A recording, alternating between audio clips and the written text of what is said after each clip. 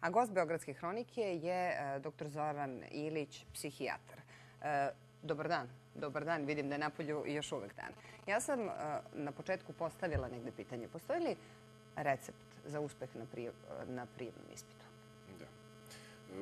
Recept je da dete bude spremno.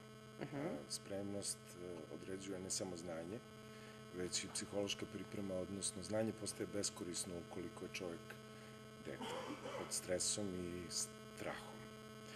Nažalost, roditelji su tu dolivači ulja na vatru i ponašaju se često vrlo neprimereno.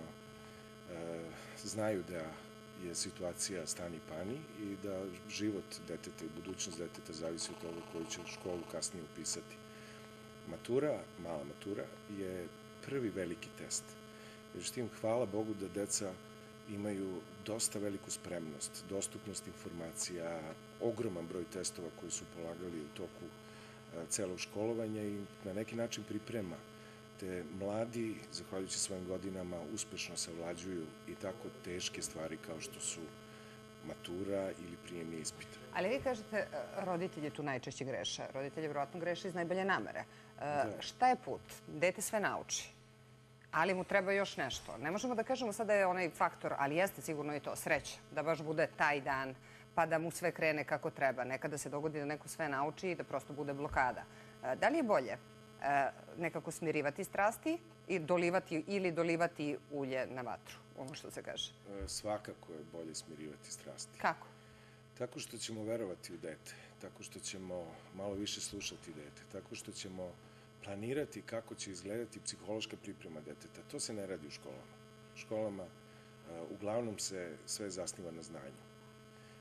Priprema se sastoji u tome da dete ohrabrimo, da postavljamo pitanja detetu. Mnogo više ga slušamo i ohrabrujemo i verujemo u njega. Osnažujemo dete. Ukoliko sumnjamo, govorimo da nije dovoljno učilo. Pričamo panično o tome šta ih čeka. Je to psihološki dobro ili loše?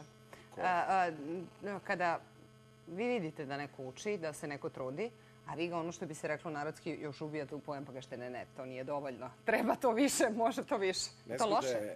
Naravno da je loše. Nezgoda je što deca imaju odbrambeni mehanizam koji se sastoji u inatu. I što ga više pritiskate, to će već inat biti. Ali imaju to i odrasli ljudi. Jeste, imaju i odrasli ljudi i to je velika muka za mnoge. To je pasivna agresija. Pasivna agresija je nečinjenje onoga što se od nekog očekuje. Često roditelji bivaju preambiciozni i sve ono što oni nisu uspeli u životu gledaju da njihovo dete uradi. Bavljenje sportom je dobar primer za to.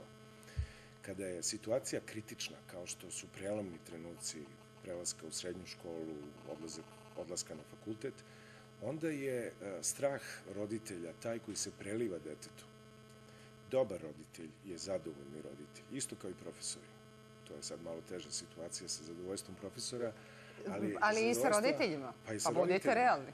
Samo zadovoljna majka je dobra majka, samo zadovoljni otac je dobar otac. A pošto nismo zadovoljni, svi smo pod stresom, onda se trudimo da taj svoj strah, koji ima zaštitnu funkciju i odbrambenu funkciju, umesto da zadržimo za sebe, izdržimo detetov strah, ohrabrimo ga i svojim modelom ponašanja, potvrdimo da će dete uspeti u nečemu, mi kažemo nisi dovoljno učio. Opasno je, pričamo, zastrašujemo decu time i u stvari naša najveća funkcija je upravo smirenje. A šta biste vi rekli, šta je presudno za uspeh? Rad, talenat, disciplina ili dobra organizacija? Postoji veliki problem u pojmovima kod nas. Zadovoljstvo, sreća i uspeh se brkaju. Zadovoljstvo je trenutno i ono je uglavnom hedonistički, uživanje i kratkog je daha.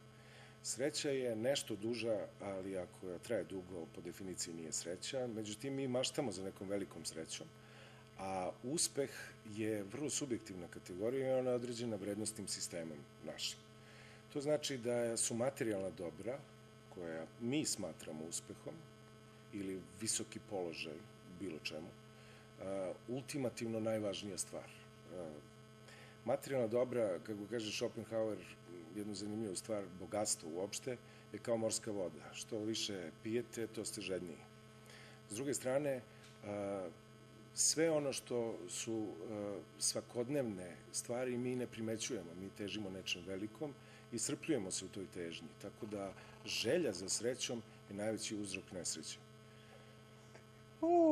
Uvek tako izbacite neku novu temu, te vam ja zakazujem ponovo sastanak uskoro ovde u studiju Beogradske hronike. Nadam se da su vas svi roditelji čuli, da su dobro razumeli ovu vašu poruku.